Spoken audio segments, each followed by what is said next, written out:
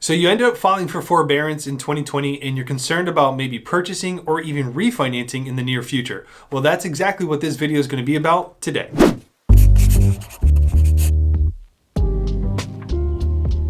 Hey guys, welcome back to the channel. It has been a crazy ride out there so far with this whole pandemic.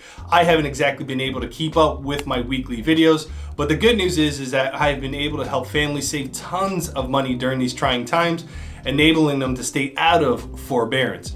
And look, if this is your very first time visiting this channel, my name is Michael Anthony St.Claire, and here we give money saving advice, home buying strategies, and market updates just like this one. So consider subscribing and whacking that notification bell in the event that you want to be up to date with what's going on in the market and how it's going to impact you and your family. So a lot of you by now have heard about the unemployment rates being through the roof right now. And even some of you watching may be impacted by what's going on in our economy. 2 months of pandemic layoffs totaling 36.5 million layoffs or furloughs last week. The coronavirus pandemic is having a devastating and historic impact on the economy. The U.S. unemployment rate reached 14.7% in April. That is the highest it's been since the Great Depression.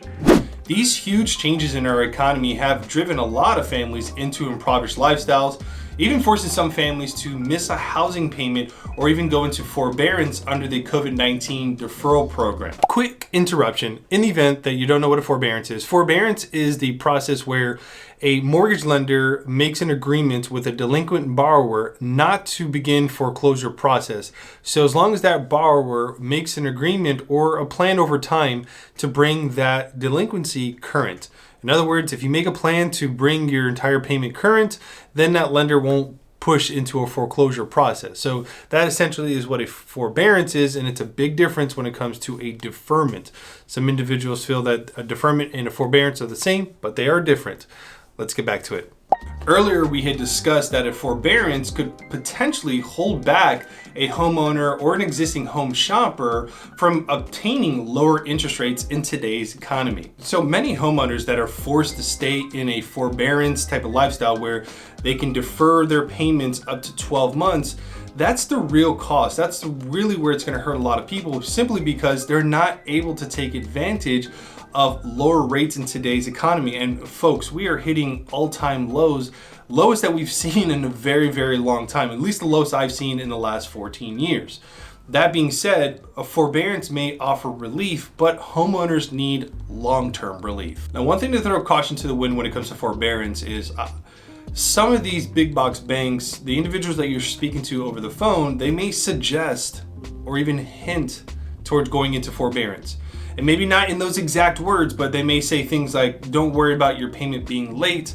We are not counting that against you right now. Or things of the nature like, you can make your payment late. You're not going to be hit with a late fee or reflected on your credit as negative. And to some folks, that's like, oh, wow, that's actually a great idea. I could use a little bit of a payment relief right now. The issue is with that is if you do decide to purchase or refinance, you're going to have to go through certain steps first in order to enact lower rates or even going for a new mortgage. And there's a time frame that's attached to that, at least 3 months. And I'm going to explain more of that, but I've personally had clients of mine where they're like, hey, Michael, rates are super low. I want to take advantage. I want to drop my PMI. I want to reduce my overall monthly payment. And then when I start to dig into it, I've discovered that they filed for forbearance. And that forbearance is putting them in a position where they have to stay with their current rate for a certain duration of time. Pretty crazy, right? And good news is that Fannie Mae and Freddie Mac have both loosened up some of their guidelines when it comes to forbearance. Now homeowners and even existing home shoppers have access to lower rates despite a forbearance. Now, you're not out of the woods yet. There are some layers to that in order to meet the access to lower rates, or at least the ability to purchase or refinance. And that is that you'll actually have to reinstate your mortgage.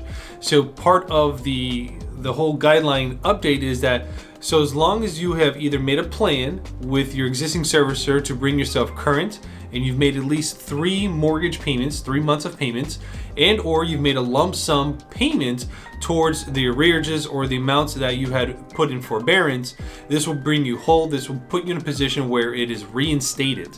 So once you are in a reinstated position, regardless if you're looking to refinance or purchase, you too will have access to lower rates in this market. So look, today's buyer, or at least today's homeowner, calls for a more knowledgeable one. With stimulus packages being out there, with unemployment rates being through the roof, with record low rates being out there, it almost feels like the world could be on fire right now. But your money doesn't also have to be on fire too. Everything burns. This is why this is going to be the perfect opportunity for you to invest the time into finding out, do I want to stay with my existing home? Is this the right time to downsize? Maybe you did file for forbearance and you're looking towards the future. At the end of the year, you want to be in a different location.